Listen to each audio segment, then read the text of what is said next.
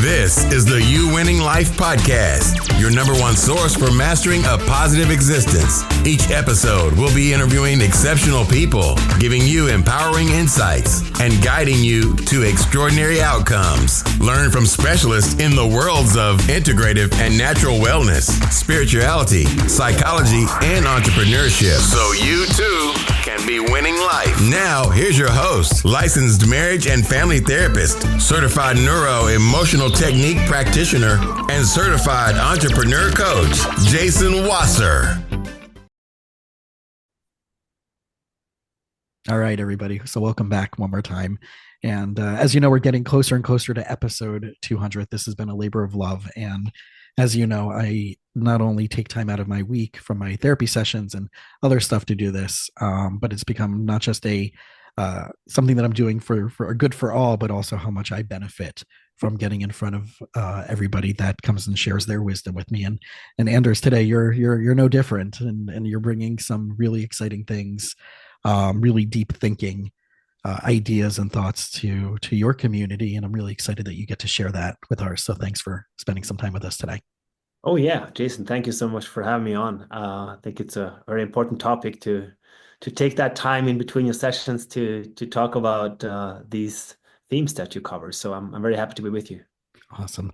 So we can reverse engineer. You know, I joke with everybody that the pre-conversation is always just as good. And I always debate just to record the pre-conversation and see if anything comes out of that, but we didn't do that.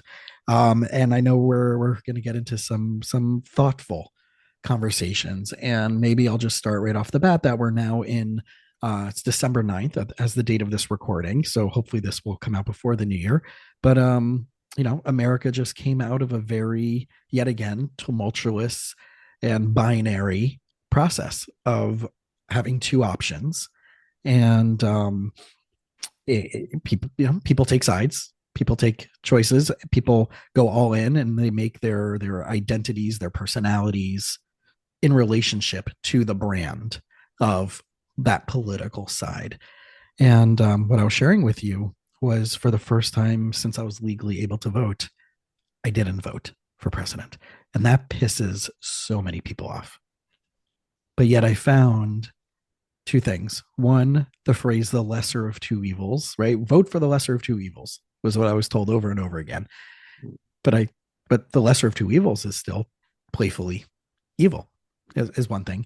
But two, I'm finding more and more and more that there's hills that I'm no longer willing to die on for certain parts of my life as I'm getting older. So I just want to, just getting into that as far as the illusion of choice, mental health perspectives, the way that we're programmed as a culture, as a society. I would love to hear some of your thoughts on that, especially like in Europe, right? There's different styles of government and different ways of believing and looking at things and living life differently than we have set up in America. And I know philosophically you have very insightful perspectives on some of these things that can apply to that conversation. So I'm curious just what some of your thoughts are on that. Yeah, sure. I mean, it's a very interesting topic if we look at, the development of our time.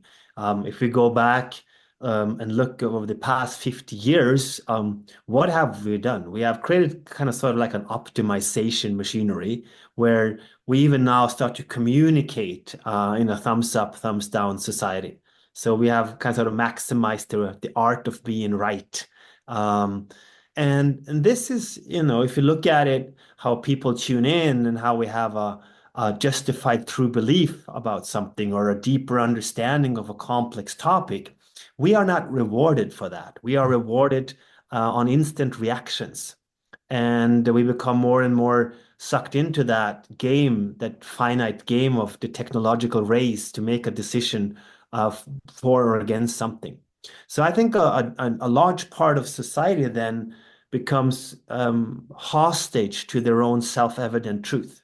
So instead of having a deeper reflection where the will to truth, namely coming together on a common ground to stand on a base trust where we have frictions of opinion and we can dance into the unknown or come to a common agreement, that seems to to be taken out of that finitude of the game of winning an election.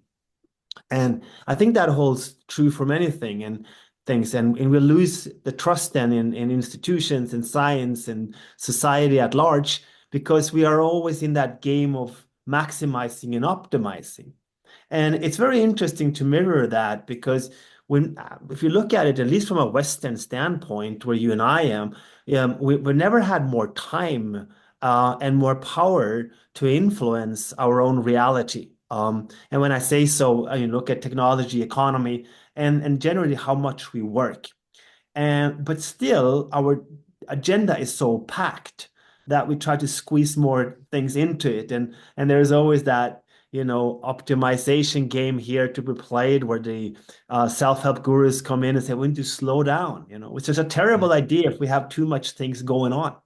And we could talk about, deciding to opt out on electing a president. And that could be something with organized human life, the model of democracy and the parties and the structures that we have. But if you take that on a meta level and you look at, how do you live a life of agency? We have trained to have that decision to find out, where is happiness, where is purpose to life. And what I listen to you, I think more, it very much aligns with my philosophy to say that I had a background as a professional athlete, was a hardcore capitalist. For many of them, from an outside perspective, that could be seen as a successful career, an extrinsically motivated drive to perform on a finitude of parameters that you are measured against. I never felt that. And it wasn't until I started to let go and thin slice what I did not want to do and what was not part of me, that I felt that sense of agency and put myself in a position to be struck by something called happiness or to find paths outside of the reaction mode. So I think there's very much there to unpack in what you just said, and looking at life as a journey where every one of us could write down at least one or two or three things that we do not want to do or that holds us back or sucks out energy. And if we thin slice that and we have a micro ambitious step to improve that in terms of removing it or letting go, we put ourselves in a position that we could be struck, by happiness or some serendipitous moment that will drive our journey. So I think there is much wisdom to that. Yeah, it's and I don't know again if it's just me hitting my mid 40s, if it's the culmination of it's probably it's multiple things. I don't want to, it doesn't necessarily matter what specifically it is. Let's just allow this awareness. But in a way, the rebellion in you. Yeah, exactly. Without having to be rebellious and without having to stick it in somebody else's face. And I'm realizing just how set we are on having identities that are so, like you said, finite, that are, this is who I am, this is what I stand for. There's no openness, there's no there's no willingness to be curious. And I'm finding that curiosity just in the world is diminishing. I think why people go to a good therapist or a good mentor is because that person is not stuck in that person's belief system and they can ask questions from outside of that framework of thinking to allow them to open up. But I'm wondering, the note that I wrote down was, what would happen if we tried to squeeze less out of life? Which is kind of like you were saying, like these gurus are saying, like you have to slow down or you have to kind of micro focus on certain things. But I'm wondering, just this idea, and we can play with this, and you can also say, Jason, that's just a stupid idea. But what would it be like if people tried to squeeze less out of life? Well, just that mentality, will that, like you said, allow you to find more things in the moment, to be more serendipitous, to be more present with things when we're not trying so hard to put our fingers and hands and knowledge on every single thing that exists, and the new YouTube video and the new cryptocurrency and the new AI and then we have to know it all, as opposed to squeeze less. I mean, I think, if you look at my last book now, The Viking Code, The Art and Science of Norwegian Success, it is about building a high performance culture that is rooted in values. Mhm. So, and people think that that's like the maximization game of how to, reach the pinnacle of some kind of discipline, or, but it's actually, it's not about necessarily having less output, but it's much more about focusing on the input. So, I work as much as I've ever done before. I consider myself today highly successful because I get to get up and learn, and I love that, right? So it's not about the outcome. What do I want to become, or what do I want to achieve or be? I do not measure my success on that. I measure my sense of success or experience of my own experience of having progress.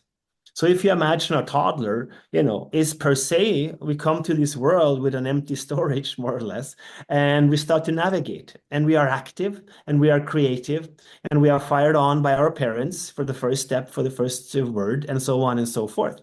And then we get into those, institutions called schools and universities, where we train how to be something, to have a fixed way of looking at a category. I am, this is who I am, but is this who you want to be? Is that, is this like, is this what you are, and who you want to be? Is life arriving at a role, a function, or is life a becoming? And everything in life seems to be a part of an compound interest rate, that it's just compound into something greater. So if you emphasize input consciously, so that you have agency and you act what you do. So instead of, reacting, which makes you tired and exhausting, and then, okay, we should suck out less, you act intrinsically.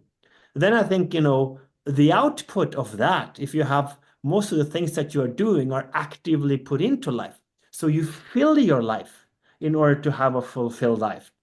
Then I think there is, very much output and high quality output. So, and therefore, when you have that analogy to sucking things out of your life, you actually put more into life, but you do it from an agency perspective where you experience it as in comparison to being reactive. And this is why we have to have a sabbatical and a retreat and a therapist and all that, because we are reacting to the outside world. You talked about, YouTube. It used to be, dear agent, this could be of interest to you. Pick a new video. Now it's just said, this is up next, or next video. Like you're just Right. being stuck through And you life. have to turn that setting off automatically, right? It automatically goes into the next Right, one. And it's right, right. right. It is a rabbit hole. It is right. There is the algorithm of that. And as I'm, just thinking about what you're saying, what we're talking about is really what is the concept of free will. When you're saying agency, but right, is such a powerful word. Agency and empowerment and self-awareness, all of these right wonderful buzzwords. But I think what I'm hearing you, or at least what I'm interpreting this as, is how much we are born with free will, but do we realize how much of our free will we're willingly giving up? Hmm. I think free is free and will want something, and there is a willingness to that. Um, and we could always argue there are many stands on taking on the concept of free will, all the way down to deterministic future views, or some kind of simulation hypothesis, and Mhm. so on and so forth. And there is much plausibility in a lot of these theories, but it seems as if I have some kind of agency to influence at least my own reality. And I think, are we, driven, led by algorithms, by lust, by dopamine, serotonin, endorphin, and all of that? Yeah, definitely so. Looking at the brain as a computation of functionality, the neurons fire and we project it onto the world. The actual firing in itself, the emergence of a thought or a decision, we don't seem to hold a lot of power of that. So once it's programmed, we can observe the reaction. We can, think about our thoughts. But what sparks the magic of the arising of a thought, getting behind that process into realms that we can call, subconsciousness, or, various definitions of mental states that we can refer to, but not really understand, what they are and how they are. Right. It seems to be that we are also very much, projecting some kind of happening onto what we call Mhm. reality. So there are many ways to unpack that and play with that, but it seems as though that we at least have some kind of, control to influence at least how we see our own reality, which is also then, what follows then is that we have some influence to how we react to various things around us. Coming back to your, optional reaction not to vote, right? So there is some kind of agency there to be achieved.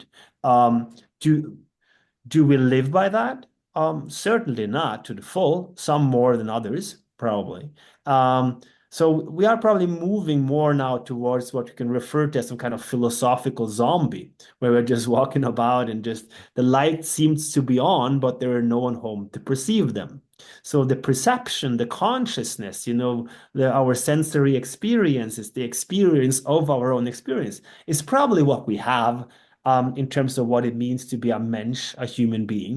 And that is a very beautiful, romantic way to look at us as individuals in relationship to all the other human beings there might be around us. So that is something that I think, there are ways to relate to that, it seems. So the concept of free will has some, substance to it at least. Mhm. I consider that as many times where I have that experience where you seem to just be in the moment. You can call it whatever you want to use in terms of spiritualism or conscious state, but just the fact that you observe yourself laughing into the mirror when no one is looking, that's a very human trait Yeah. to have that observation of that action, and And to that's define that or to call it something, oh, that's what I'm yeah, doing, right? call it something. Yeah. And I'm curious, just in your own journey, when did this thinking start showing up for you in your awareness? What was going on in your life where you started being more conscious or more curious, or starting to question these constructs and start saying, wait, this maybe there is a different way of looking at this, or there's a different way of thinking this, or maybe this thing that I've kind of inherited, right, a thought or a belief, isn't really the only way. Was there some defining moments where this started kind of having a fork in the road in your life for you? Yeah, there were some moments that I think influenced it more than others. There were times where I realized that, having spent the career path to just let go, that I started to see that this is not what I want. I don't know what I want. There was like a radical change, but I want to leave this behind. So those were like things that I very much realized. I think what I always had was I have a genuine interest to the foundation of reality and the science of consciousness, and I was always curious to very many disciplines. I'm a true generalist in that sense, and it helps you see a lot of things that are like interwoven or related. So I have never been about a lot about finite solution, more as to understand the underlying mechanism. When it's about improving things, I don't look for solution, I look for better problems. First, I have to understand the problem. And I always thought like that. And I think today, what I see more and more is that these interdependencies become crucial because if you can listen to various definitions of quantum mechanics or spirituality or theology or whatever, you have those plausible stream of thoughts, people presenting them in an appealing way. But if you listen to the other part with a very open mind, you see that they contradict, they don't fit together. It's kind of sort of like monotheism. We said, okay, I'm an agnostic atheist, I'm open to believing. I don't need that in my life at the moment.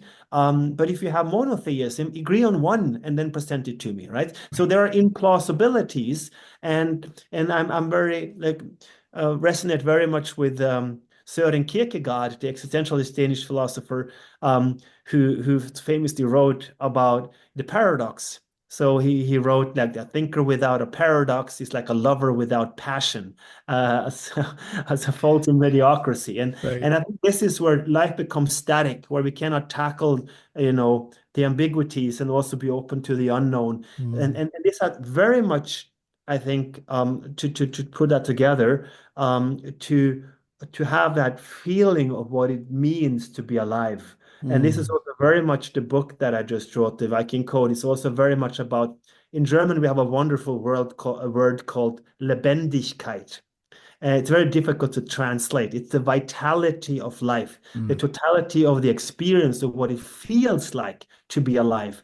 And I think in relationship to all the technology that we created, this, whatever it is, qualia, consciousness, whatever, that is probably the only thing that distinguishes us from technology. And it only does so until we discover what it is. So the romantic idea here is we build, artificial general intelligence and humanoids, and we know that they are different. We just don't know how, because that leaves the realm for the unknown, for something romantic that could be the mensch, the human being, that is outside of a computer or a physicalistic, creation that is just simply a process of information. So this me speaking as a romantic to the mensch, but then we should hold on to that. That's the Lebendigkeit, the liveliness of life itself. It's interesting as you were describing that. I'm picturing just any parent, any healthy parent, always wants the next generation to be better and achieve more and to have just better outcomes than they do. And I'm wondering, just from unaware and maybe to, how do I say this? What might be unconsciously being put on AI and technology is that we as humans are creating something that on twofold, on one side is smarter, faster, more efficient than us, but two, it's still something that we created. So we have a little bit of an investment of, look what we did as humanity, look what we did as as data scientists or technology experts, whatever. We look what we did, we created this. And two, this will also, we're proud of this, right? Look what we did. We added to this to the world. But on the other side, look how we're benefiting. Look what this is going to be doing, not just for me, but for humanity as a whole. And I'm wondering if there is a sense of duality with that, where on one side, there's the fears of what AI can, right? Hence the whole Terminator movie, right? And that perspective. And then the other side is, how can we use this to better humanity with better medical imaging to find and detect things, even, right, which they're finding already years before things become something they're finding to help with medical treatments and so forth. But then you have the negative side, right? We have people who are being denied medical insurance because it's being run through AI instead of humans, and health insurance companies, can't remember which one, got sued for hundreds of millions of dollars because they were denying claims that were used through AI. So I'm a big fan of trying to be an early adopter to learn as much as possible without judgment on things. And I just hear, again, people go back to that binary. It's either good, it's bad. It's either all this or it's all that. And we don't stay curious. But just taking that step back, do you think that there's some type of like intergenerational parent-child theme with this creation of AI, where the people who are at the leadership or they're doing or they're involved with it feel like that this is a child, they're creating a new species, they're creating a new humanity through this new era that we're in right now? Yeah, I think if you look at leaders, politicians, I don't think that's the level. I think they're very opportunistic. I think some of these engineers that has a deeper understanding of the exponential curve of technology that can extrapolate or anticipate future scenarios, they would probably go down that path and resonate in the same way that we, my colleague and I, have done in a forthcoming book that is coming out in March, titled The Singularity Paradox. It's found under singularityparadox.com. It's about bridging the gap between humanity and AI. And we argue that we should create artificial human intelligence, because it seems to be that we will hack biology, chemistry, and we will have all these possibilities. And probably already next year, we will see humanoids and automation waves hitting like crazy. And I'm of course, there are horror scenarios to, weaponizing and automated, but the battlefields of future wars will not be about human beings, and no one will go on, like a human being will never go to war in a technological sense. If you look at powerhouses like with Israel, Singapore, and Asian countries, and the US, obviously, and leading China, that makes no sense, because autonomous drones and all these entities that we have going all the way up to planes that could fly very much faster because they don't need a pilot. You could Right. have an F-16, yeah. So there are obviously these scenarios, but that seems to be kind of like the scenario of nuclear war, where we have that red button and we always, keep pulling ourselves together not to hit the button because we know it's like a end game scenario. Right. So I'm not so much worried about Terminator and calling Arnold Schwarzenegger back and all that. But I am very worried about, technology becoming too good. And this is about like the agency that we talked about, and this type of avoiding the zombie apocalypse happens on multiple levels. One is the natural part that we talked about before, about reacting to impulses and getting sucked into that social media, whatever game of virtualizing everything. And then there is like the physical part of it, where we merge with the brain and the computer, and we wire up our brain. So you could ask, yourself, is there a point where we lose the agency, the consciousness, the conscious experience? If we take 100 neurons, 100,000 neurons, 100 million neurons, all the way up to 83, 84, 86 billion neurons, is there a way along that merging path that the lights go off? So we have the same conversation, you and I, but there will be no one home to perceive them. Right. And that is something that I'm more worried about. These type of scenarios of the optimized human being. So we have put out some arguments and observation, drawing of math and quantum physics and philosophy. We call it sci-fi, science, philosophy, PHI, sci-fi. And we argue that maybe it's one path is that we create artificial human intelligence. So we create an enhanced intelligence so that we can remain conscious in that human sense, and just enhance our capabilities to that extent. Because we want, also then to know how we could create humanoids and robots that behave in a similar sense like 8 billion people, that, by all due respect, they're not good or perfect, but they have managed to, get themselves together to grow the population to 8 billion and still have the, capability to feed most of them, reduce poverty, taken down a lot, less people are dying in wars than ever, even if you look at the terrible situation in Ukraine, Gaza, or Syria. But so we have the path is on the right direction. So therefore, I think, coming back to your question on that, future of technology, I lean in to exponential developments, but more in the sense of reason. And when we do that, we have to think about the consequences, because the risk that I see is that throughout history, we have our two disposable thumbs that we can build better tools. We could always error correct. This seems to me like one of those things that we create where we'll not have a lot of opportunities to go backwards in terms of security. We are playing with, kind of moving from what I call, the divine creationism into a humane creationism. So everything you can imagine, you can create. So the question then becomes, just because we can, should we do it? What kind of future is worth building? If we can have everything, what kind of future would you build? What kind of future is worth striving for? And that is a big challenge, because it requires a deeper understanding of all implications, and we will never solve that alone. For that, we need AI to anticipate future scenarios. What should we do, right? And that is the big question that I spend a lot of time thinking about.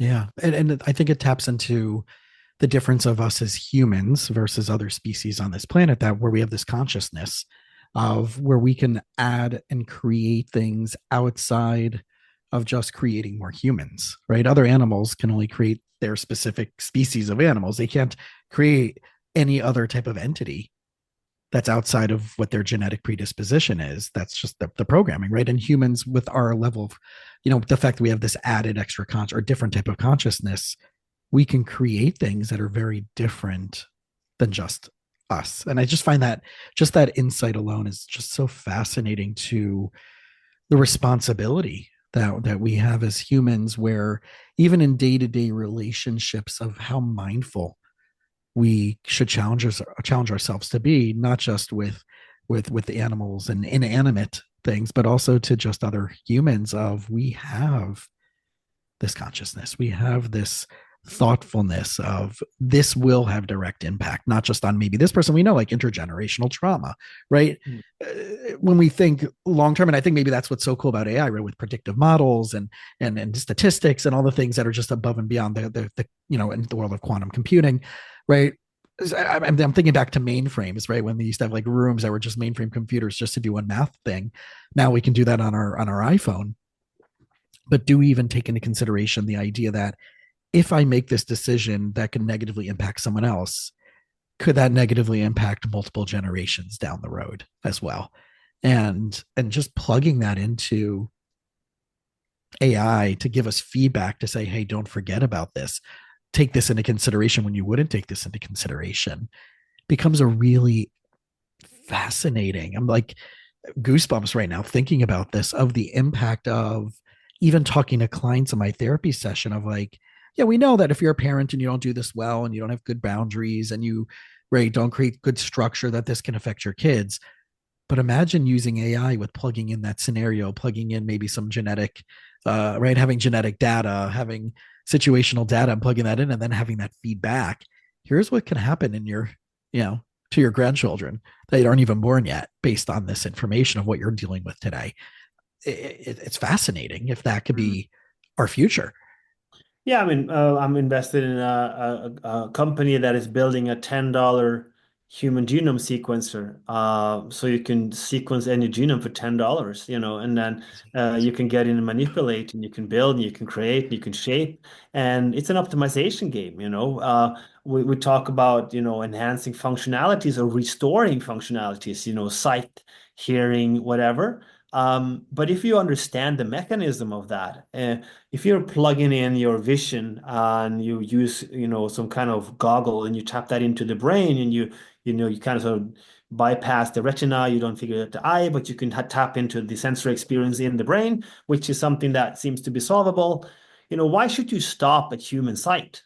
If you have those glasses, you can watch infrared, you could zoom out, zoom in, you could, do all kinds of stuff. You could smell like a dog, or hear like an eagle, or whatever, Yeah. sight.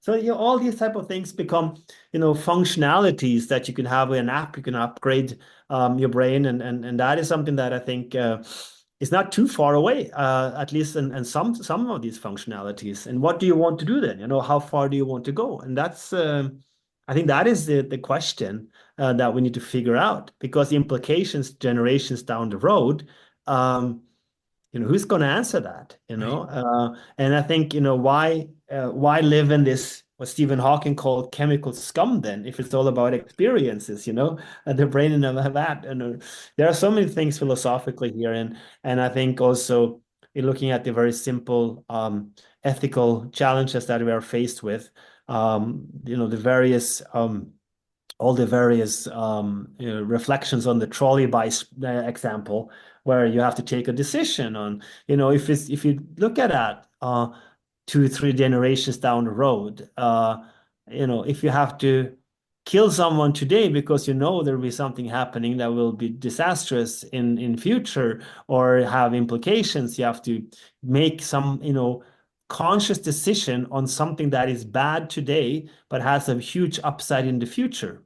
Where is the threshold? Where is your level of, what would you do? And if we are confronted with these type of ethical decisions to be made for humanity at large, How do we cope with that? And these are interesting things that might become very, very practical because they are so well documented and helped by AI. So this is what's going to happen. Do we want this? And that is a very difficult thing to look at because that was never the case. We didn't know the outcome. We strived for progress, something terrible happened, we changed, we got up some rules and regulations, and so on and so forth. Moving forward, that to me does not seem to be so trivial and clear that we can error correct. More so, we probably have so much data, so much knowledge that we have to consciously make decisions that can be painful. And I think also with the pace of things at the moment, there'll be a huge gap between the ones that are connected and the ones that are not. Whatever that means, going to some kind of new conscious state or longevity or whatever. But there will be a huge gap between those who are connected and those who aren't. That makes sense. And I see that I just had multiple conversations over the last week, and this is a common thread I live in South Florida. And I remember years ago in my 2 offices ago, one of my clients said that South Florida is a sunny place for shady people. Right. And and I always hate bashing on South. There's lots of wonderful people here, but you go to other parts of the country and people read more. They do more, nature here is going to the beach and going to a club, type of thing. So um I think certain cultures, certain societies breed certain things. And when you talk about consciousness or connected, um I do see it. I do see it. People who are, like you said, who are doing work with themselves, on themselves, who are connecting to people that think differently, that are open to hearing, things outside of their little algorithm or their bubble, um, taking relative influence from others and saying, all right, I'll do some reading on that. I'm open to hearing something different. AI, I do believe, is exponentially shifting that gap between those who are open enough, even a little bit, that will separate that space between those who are and they're not. Like that gap will become much bigger. And I'm having conversations already about that people are seeing a shift where even if they thought they wanted to live in a certain place, like South Florida, for certain reasons, when they get to a certain place, they're like, oh, but what about, but I didn't think about these things. And now I'm noticing how much things are changing and shifting in different cultures and different communities, different societies by consciousness, by curiosity, by investigation, by being more open to hearing others. And I think that ties into one of the original chapters of your book. One of the first chapters of the book is this idea of humility and some of the rules of humility that you talked about. And I think this does go tap into every single thing we've already talked about before. Is in order to be a leader in any new emerging thought process, whether it's philosophy or tech or business, there has to be a pause on some level of humility. And yet at the same time, there has to be the willingness to ask for resources, to ask for help, to collaborate, because 50% of something is better than 0% of nothing. So I'm curious, one, just some of the things that you've talked about in the book about humility, and there's a law or a rule, right, of that you share about, that you talk about, that mirrors, so to speak, the 10 Commandments, but escalates up. So I'd love to hear the audience hear a little bit more about that. But I'm curious what your thoughts are just on the pushing the gas pedal and the brake balance of humility and humbleness, and saying, nope, I'm going all in on this. Yeah. No, I think, I write about something called the law of Janteloven. And there was a Norwegian author back in 1932 who wrote a sarcasm of the Ten Commandments. There were like an exaggeration of the same, saying you should not believe in yourself. You should not think that you are something. You should not think that you're better than anyone else. And this was me growing up in a Norwegian small town, and also the whole culture. If you mention the law of Jante, everyone in Norway knows what that means. So there was a very strong sense for having everything on the collective level, the communal service. There are Eastern concept of this from New Zealand or Australia, where they cut the flowers the same size, and keep people grounded, so to speak, in the same condition. And we shouldn't, we were not told not to stand out. We shouldn't believe in ourselves and so on and so forth. I think this is wrong. I think, you should believe in yourself. You should have a self-trust, because only if you trust yourself to the full can you also start to trust other people and build relationships. And we know that I can have this conversation with an AI or someone, but it seems as though that you have some kind of consciousness and you're probably a human being. So I can only do this conversation. We're assuming, yeah. I never know, though. You can never speak for someone else's consciousness. But I am because you are. And this was basically, we grew up and I did a lot of various sports, very simple. Here was I had to go to biathlon and cross-country skiing and soccer, because if I didn't go to the other guys' training, they wouldn't come to mine. So we were like all, and how does that apply in society? In a team, it's obvious. If everyone around you is practicing at a higher level and you have an aspiration to stand out as an individual, you are obviously better off to practice at a higher level. It's not that evident in, organizations, because people seem to be fighting for the role at the top.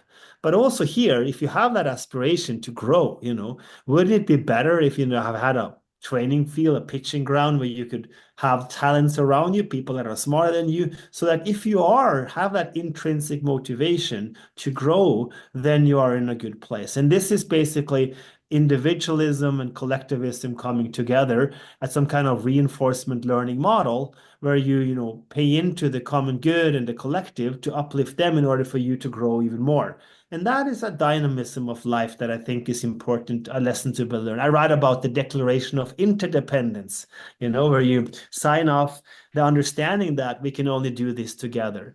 And I think this is something that many then realize. And what are the challenges? Isolation, the pandemic obviously played a big role to speed it up, algorithms. It used to be like this. You went to a company where you had some kind of base trust because you worked for the same company, you called it culture. And there was a $1 trillion industry that got lost when we started to work from home.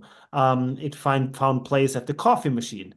So people bumped into each other. They had base trust. They had different views, or they talked about things that were outside of the Zoom session. So they had friction.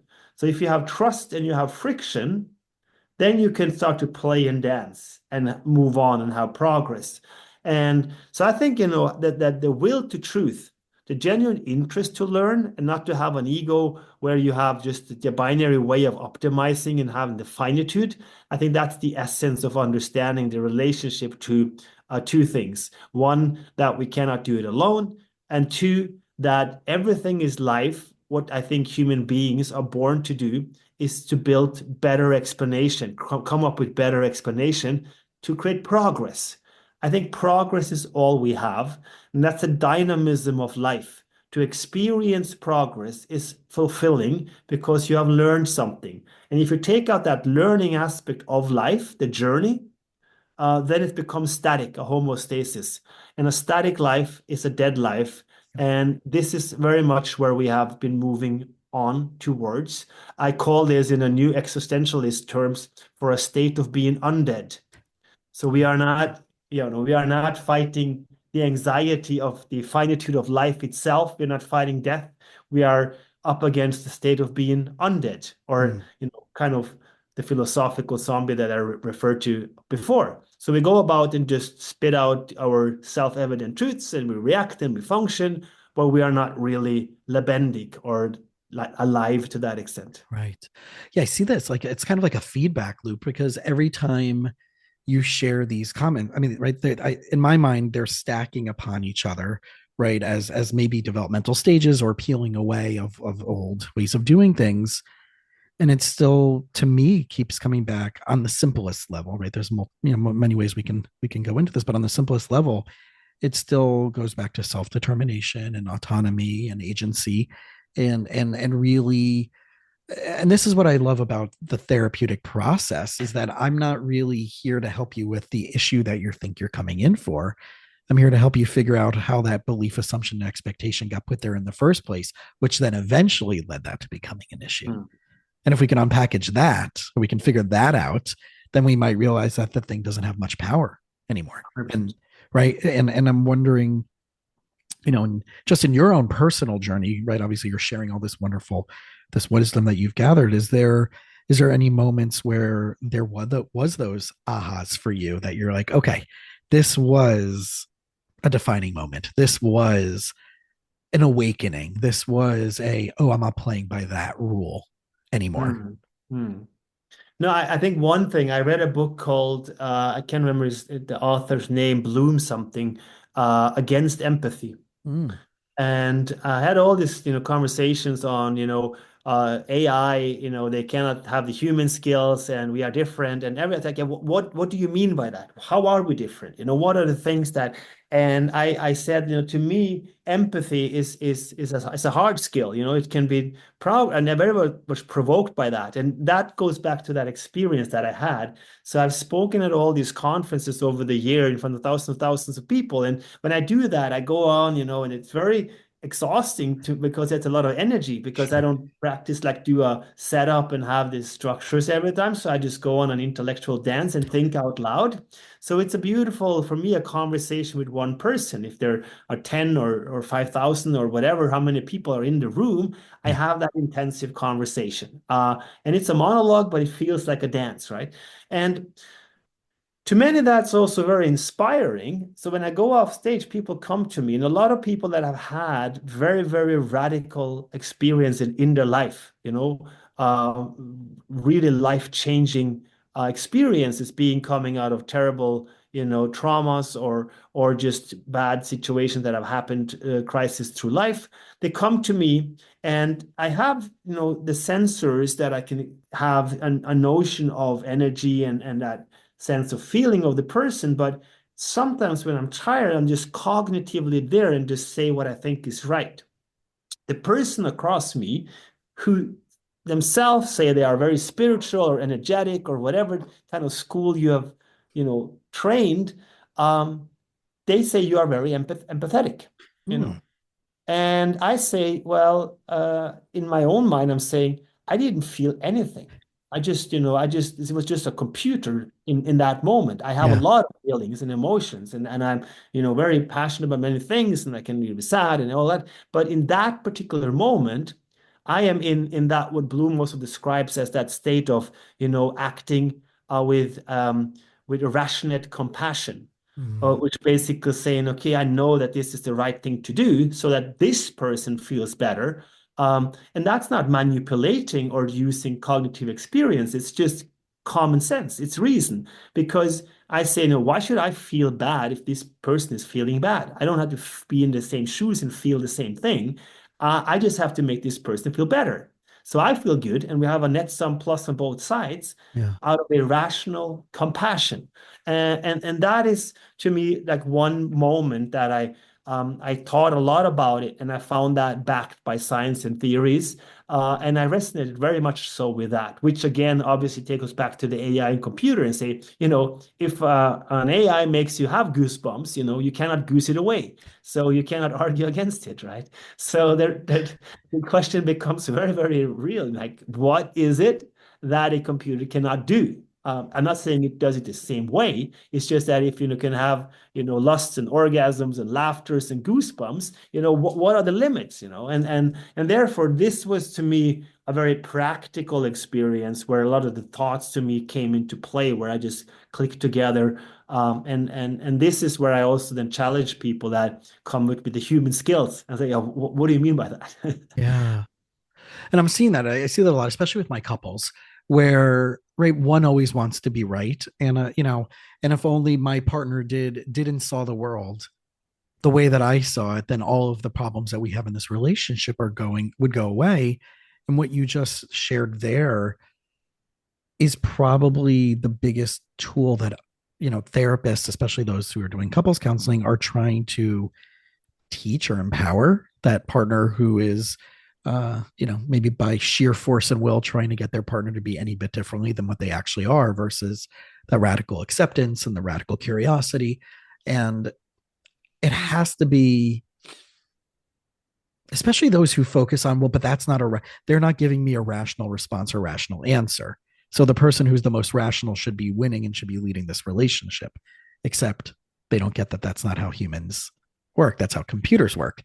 And I think that's where that self-awareness journey, the self-actualization, the understanding emotions better, vulnerabilities, fears, all that stuff, I see it commonly in relationships, and I see it very much, from masculine energy to feminine energy in relationships consistently.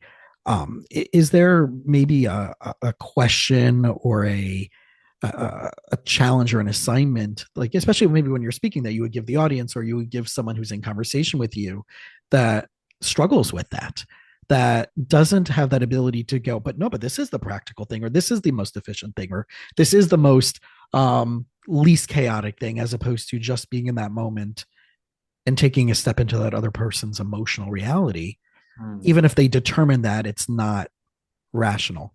What would be just a tip or a insight to challenge that person to? I think you're much better equipped to that than I am.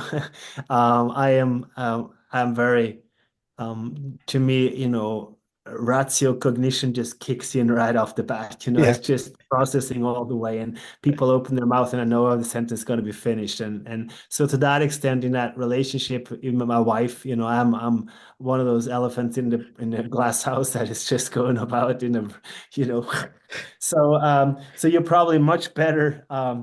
Would be much better answering the question. But one thing that I like to play with is I want to understand. I want to kind of sort of push the person that I'm talking to resonate on their own thoughts. So I try to stay away from any guidance or justification. But I think, what do you think? I mean, you talked about it before, the first principle thinking. Go down to the basis of the problem, so understand the relationship. And what I very often what would happen with me is that the people come to me and say, "Well, I'm a different opinion." And I say, "But I don't have one. I had a philosophical thinking. I was just playing with scenarios. So, but I want to understand your opinion." And what I often experience is that they haven't thought about their own experience. So if you go down the layers, so I want to say, why do you see that? Why do you see that? You're not attacking the person of correcting his or her belief or truth, but you just want to have the plausibility in that argument. And if you can take people on that dance, then you never teach them something, Yeah. they learn how to learn. And I think this is today, AI, at least from a theoretical standpoint, has the power to force us to teach how to think. So you can envision having glasses on, we have the next version of whatever Yeah. Meta Apple glasses on, and we are talking, and every time we're saying something that is falsified by the AI, which always get better, I have a red light on the inside. So you're not seeing my bullshit, and I'm not seeing your bullshit. Right. How long would humanity go on to just talk crap if that was the case? Yeah. Everything you say is validated. So these are like mechanisms, or coming back to your voting, right? We can have instant error correction of everything. So every time someone would be saying something that is not true, you would have a red light, or you would just buzz off, and you would stop and you would pause and error correct. Right. And if Right. the error correction is not correct, it only happens once, because the computer never makes the same mistake twice. So we as a humanity said, okay, this is false. Okay, let's error correct then. And for all statements in the future from any human being tapped onto this machine, will never make that mistake again. And we have that today, but we're just too lazy to wire up our phone. But that will not just be this, the interface. And the interface will come here, and we'll have that error corrected in real time. And then, elections and everything else could turn out, at least in theory, because now you have to consciously vote for falsehood from your own perspective, because you could Right. either, this red light is not correct. Okay, to go after it. Oh, it is correct. Okay, now I have to vote for red, consciously speaking. So there is no nuance, there is no dance, it's just fact. And the fact is something that we collectively agreed upon. And that's, in theory, That's not very far away. In practice, I mean, sure, that's a different A whole ball. different thing, right? And then the ethics of that, and as can get into like, well, who really has control and power? Is it us, or is it us having a feedback loop with AI that's now becoming our enslavement to its truth, right? But I'm just also reflecting back on my just experiences and experimenting with just AI and ChatGPT and stuff like that, and just learning how to prompt better, asking better, thinking about what I'm putting in there versus using it as like most people will go in right now and use it like they're typing into Google, which is not the way to use any of these GPTs. And figuring out what are the semantics, what are the parameters, what do you want it to think as is one of the first. Pretend you are a, think like a, right? And that already sets up parameters that we have to push ourselves out of our comfort zone. And then thinking like, can we think differently than what we think in general, right? Jason the therapist, can I think as Jason the musician, which is I'm when I'm not doing therapy, I'm playing around on my instruments, or going on and saying, just for people who are just curious, like, I don't want to watch what everybody else is watching, what everybody else is telling me, or what Netflix is telling me. Okay, well, put in the shows and the movies that you like, and then come up with a list of the things that are like that are not commonly watched, right? And we can use that to really enhance, or even with YouTube videos, right? What are things that will help fill in the gaps? And I really do love the direction that can go. The other side of saying like, well, you're going to get buzzed. It's kind of like those old science, the psychology experiments of like, if you do the wrong thing, you're going to get buzzed, and it's going to classical conditioning. And will AI get so good that we will classically condition our own free will and our own autonomy and agency out of the process? And that's a big conversation to have. That's the zombie. That's the zombie. How to avoid the zombie apocalypse. That's where we're heading. So right. Yeah. So when I'm speaking now, I'm speaking, as a short term thinking on technology, and if we are to go down that path, which is also not given, there can be some limitations or whatever. But then, if there are limitations to the current approach, maybe there's other ways to rebuild the mind, other engineering forms, compute scalability. We simply don't know. And I don't think, there are none of these creators of these foundation models really do understand how these things behave, because they are too complex. So we never know where will be the next breakthrough and how it will unfold. But it seems as though that most things that we do and have created, computers can do most of that better if that is our intention, if there's an economies of scale to build it. So you are 100% correct in that resonance. Okay, what then, when we go down 10, 20, 30, 40 years down the road? And then there are like the views that, okay, now we can fully emerge into some higher state of consciousness and just sit in awe and reach a new level in some kind of super state. We can wire up our brain and be in that spiritual realm. All possible, All possible. We can be in the cocoons like in the Matrix and just become batteries too, right? That's a crazy thing, right? It's when you we wrote a paper about the simulation hypothesis. Yeah. It's very difficult to argue against a simulation because of the speed of technology. So either, the arguments from Nick Bostrom says that either, it comes to a halt, there is like some kind of distinguishing event that just wipes out humanity. The second option is we just simply get bored of progress. So we say, okay, now we have enough. It's going to sit and do other things, whatever that might be. Right.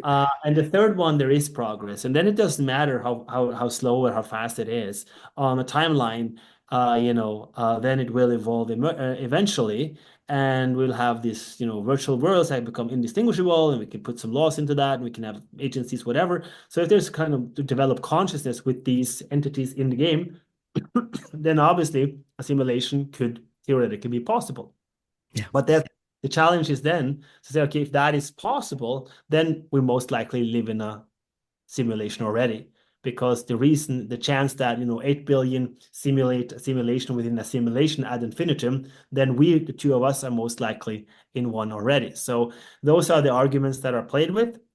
Sometimes it seems like a simulation. So I'm very sympathetic with the idea, and it's very difficult to argue against.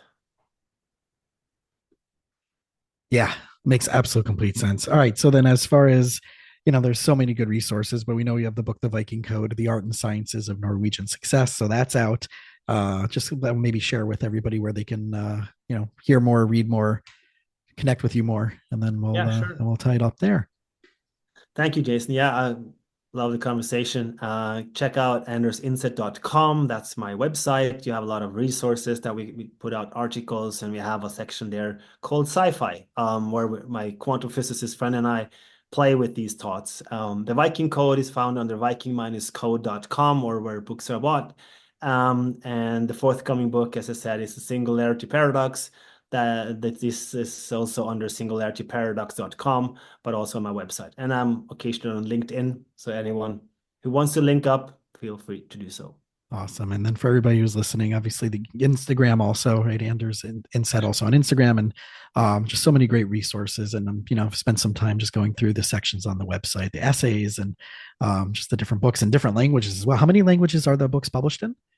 The last book was published in 12, I think. So they're found in multiple languages. That's awesome. First of all, congrats. That's really cool, so right? To even get beyond one book in one language is a big deal, but to get into 12 different languages, to know that people are really hungry for this information and knowledge is such a incredibly special thing. So really want to congratulate you on this and everything that's coming forward. And when the next book comes out, hopefully we'll jump back on and do more of this. And if anybody has any questions, or if they want, maybe, is there a reading list of like suggested readings in addition to what you have? Is there kind of like, hey, here are the things that inform me?